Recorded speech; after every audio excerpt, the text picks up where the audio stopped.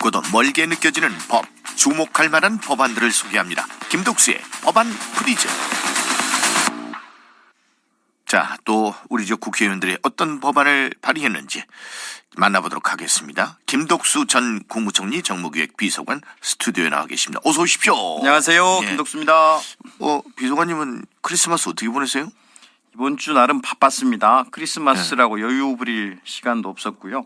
먼저 월요일 날 그 전 총리를 지내신 김부겸 전 총리가 나주에서 허영만의 백반기행이란 그 방송을 촬영을 했어요. 아, 그래서 그걸 크리스마스 때 했어요? 월요일 날 전날 23일 날. 제가 저 총리 김부겸 총리 정무기획 비서관 했지 않습니까? 그래서 하루 종일 같이 촬영을 하면서 옆에서 이런 얘기 저런 얘기 했는데 아침부터 애호박찌개, 홍어, 병어찜. 저는 병어찜 집에서는 병풍 역할도 했어요. 아, 병풍 그거 뭐예요? 병풍 역할? 뒷모습 나와 촬영하는. 촬영 시간이 3시 반 4시쯤 되는데 손님이 없잖아요. 그래서 살짝 그 연출을 하는데 있었습니다. 근데 옆에서 보면서 야, 김부겸 재밌다는 얘기를 한두 가지 드리고 싶습니다. 왜? 세 군데 촬영하는데 보통 한 30분 전에 도착을 해요. 9시 촬영인데 8시 반에 오고 1시에 촬영하기로 했는데 12시 반에. 그러면 스태프들 되게 불편해하는데. 점심 때 스태프들은 1시에 오겠지 하고 식사를 하고 있었는데 와 있으니까. 그런데 이게 습관성이에요. 보니까 그 오랫동안 총리를 수행한 직원이 그 얘기를 하더라고요. 저거 못 고치는 습관이라고. 한 번도 약속에 늦은 적이 없대요. 그러니까 늦으면 5분 전 도착이래요. 자기 관리가 철저하다는 그런 거잖아요. 거죠. 그리고 또 한 가지가 이게 주변 사람들을 번거롭게 하는 걸 되게 싫어하세요. 깔끔한 성격이라. 대구 선거 때 일과 시간 이후에 특히 저녁 시간에 후보가 어디를 돌아다니는지를 캠프에서 모른다는 거예요. 어머? 이런 거예요. 저녁 시간에 혼자서 상가, 식당이나 호프집 이런 데 인사하고 혼자 퇴근한다는 거예요. 그러니까 시민들은 김부겸을 봤다고 그러는데 캠프에서는 어디서 뭘 하고 다니는지 모른다는. 굉장히 난감하겠는데. 그러니까. 지금 후보자님 어디 계세요? 몰라요, 저도. 몰라요. 이게 뭐예요? 퇴근하셨는데요. 뭐 이런 분위기라는 거죠. 아무튼 재미있는 그런 이야기들을 좀 드리고요. 기왕 이제 맛집 백반기행인데 제가 국회나 정부에 이렇게 근무할 때 공공기관들이 나주로 그 혁신도시로 이전을 했지 않습니까? 그랬죠. 아는 직원들이 임직원들이 물어봐요. 나주에 맛집이 어딨어? 그러면 물론 이제 제가 아는 식당을 소개하기도 하는데 그 맛집이라고 굳이 따지지 말고 저 집 간판이 한 3년 했겠다 그 자리에서 그러면 그 집은 무조건 맛집이요. 그렇게 얘기한 적이 있습니다. 전라도만의 특징이기도 합니다. 문 열고 들어가면 맛집이죠. 아니 그럼요. 그리고 이제 화요일 날은 제가 저 더불어민주당 전남도당에 부위원장 임명장을 받았는데요.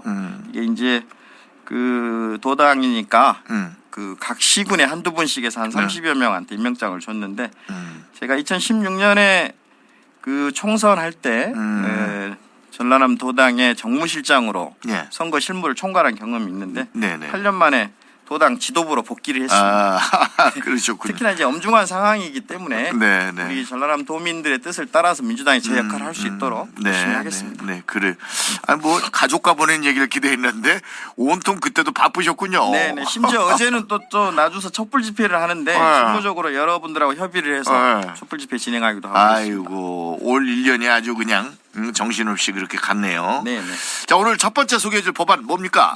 첫 번째 법안은 이호수갑 주철현 의원이 대표 발의한 김치산업진흥법 개정안입니다. 김치산업진흥법. 김치산업진흥 업무를 좀 체계적으로 효율적으로 하자.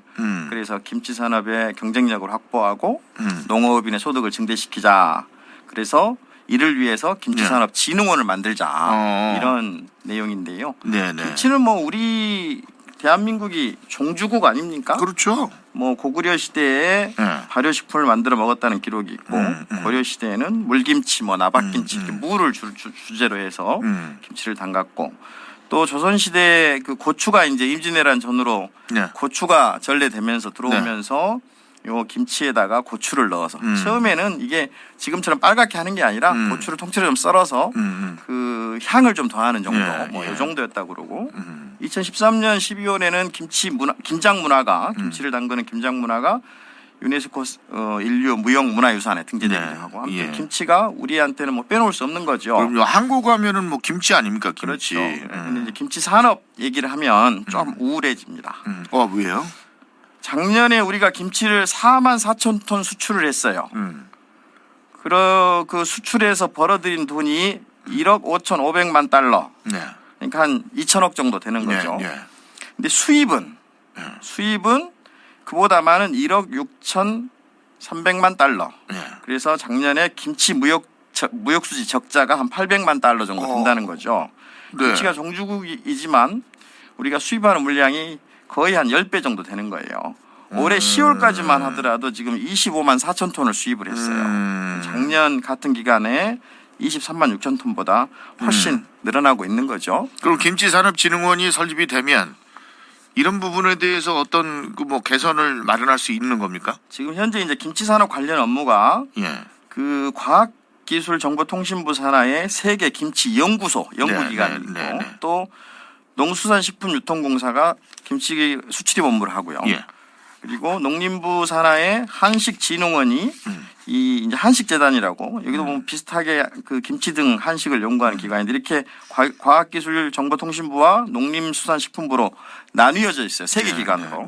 그러다 보니까 이제 인력도 나뉘어져 있고 전문성도 각 분야에서만 있지 김치 산업을 전체적으로 체계적으로 효율적으로 운영하기에 좀 한계가 있다. 그래서 이걸 통합해서 김치산업진흥원을 만들자. 그래서 경쟁력을 높이자 이런 건데 이게 이제 좀 전에 말씀드린 대로 과학기술정보통신부하고 농림수산식품부가 중심이 돼 있는데 이걸 통합하자고 하면 요 두 개 부처가 반대를 해요. 왜요?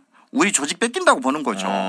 그래서 소관을 어디로 둘 것이냐 또 이런 논란이 될 것이고 근데 항상 고민이지만 이 사안의 어떤 거시적인 비전 이런 걸 좀 봐서 정부가 서로 협의해서 그 가장 최적의 방안을 찾아야 되는데 자기 조직 뺏긴다는 인식이 너무 강해요. 그래서 그런 걸 좀 벗고 부처의 비효율부터 제거를 해야 됩니다.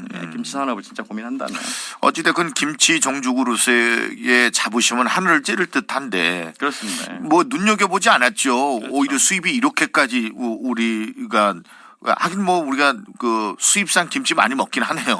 식당에서도 그렇고. 그다음에 배추 가격이 그 급등하고 이러다 보니까 수입이 많아지고 그랬죠. 올해 특히. 좀 고민이 필요할 부분인 거는 분명한 것 같습니다. 자, 두 번째 법안은 어떤 겁니까? 두 번째는 담양 한평 영광정성 이계호 의원이 대표 발의한 진실 화해를 위한 과거사 정리 기본법 개정안입니다. 내용은 이제 이게 우리 최근에 과거사 정리 위원회, 진실 화해 위원회 이렇게 말씀 많이 나오지 않습니까? 언론에. 내용은 이 진실 화해를 위한 과거사 정리위원회의 조사 기간을 현재 3년인데 이걸 5년으로 하고 또 3년의 범위에서 연장할 수 있도록 그래서 최장 8년까지 할 수 있도록 하자는 거고 또 이 과거사 정리 신청 피해자나 유족들이 이 사업 신청을 우리 현재는 2년 이내로 법 시행일 이후 2년 이내에 신청해라 이렇게 되어 있는데 이걸 삭제하는 거죠. 그리고 유해 발굴단을 설치해서 그 유해를 발굴할 수 있도록 해서 조사를 또 철저히 하고 그래서 희생자와 피해자를 추모하고 유족을 위로하자. 그리고 피해가 확인이 되면 배상하거나 보상할 수 있는 근거를 마련하자 이런 내용인데요. 이게 뭐 과거사 정리위원회라는 게 이제 사실은 항일 독립운동부터 시작해서 한국전쟁 전후 민간 희생 사건이나 또 군사독재 정권 권위주의 통치 시기에 일어났던 인권 침해 사건 또 민간인들 간에 그 뭐 적대 세력이라 이렇게 표현을 하는데 민간인들 간에 또 이런 사건이 있었지 않습니까? 우리 현대사에서 이걸 이제 조사하고 진실을 밝혀서 그 미래로 나아가자 이런 취지의 법안입니다. 그런데 현재 그 진실 규명 조사 기간이 최장 4년에 불과해요. 그래서 제가 이거 한번 여쭤보고 싶은데 과거사를 정리하고 진실을 밝히는 데 있어서 시간의 범위를 정할 이유가 있는 겁니까? 이거는 아무리 많은 시간이 지나더라도 반드시 해결하고 넘어가야 되는 부분 아니에요? 그런 취지죠. 그래서 최대한 좀 확대하자라고 개정안을 낸 겁니다. 그 신청 기간 특히 이제 제한을 해놓으니까 이 정보가 모두에게 공평하지 않지 않습니까? 그렇죠. 그걸 잘 모르고 있어도 그렇게 기간을 놓쳐서 못하는 경우도 있어요. 이런 건 좀 그 풀자 이런 겁니다. 그래서 또 이제 피해가 확인이 되면 뭔가 국가가 조치를 해줘야 되잖아요. 근데 현행 법에는 적절한 조치 이렇게 돼 있어요. 이게 참 모호하다는 거죠. 모호하죠. 예. 그래서 이제 구체적으로 배상하고 보상하고 하자. 불법 행위면 보상하고 그런 겁니다.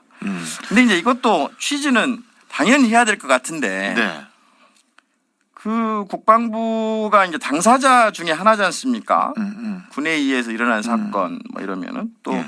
경찰에 의해서 일어난 사건도 있고 하니까 이 당사자들이 반대를 해요. 자기들 조직의 국방부나 경찰에 어떤 명예를 훼손한다 뭐 이런 게 있고 또 현실적으로 뭐 조사에 한계가 있다 뭐 이런 주장을 하고 또 기획재정부는 예산 타령을 하면서 반대를 하는데 네. 좀 전에도 말씀을 드렸지만 이게 할 건 해야죠. 그럼요. 예. 예. 자, 이런 법안이 있었고 또 마지막으로 소개할 법안은 또 어떤 법안입니까?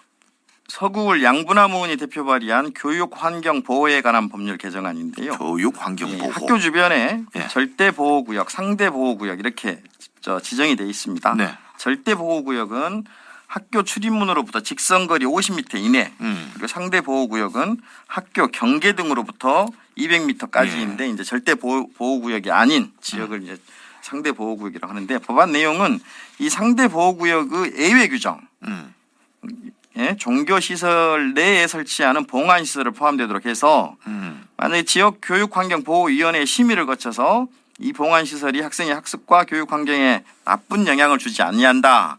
이렇게 할 경우에는 설치할 수 있도록 하자 이런 건데요.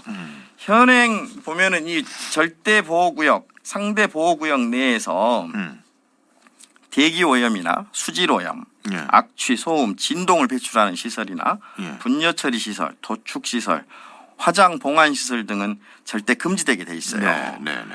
그런데 이제 상대적으로 허용이 가능한 시설들을 보면 그 고압가스, 도시가스, 액화가스 제조 충전 저장 시설이나 담배 판매소, 카지노 경마장, 유흥주점 예. 이거는 위원회 심의를 거쳐서 예외적으로 할 수 있도록 해놓은 거예요.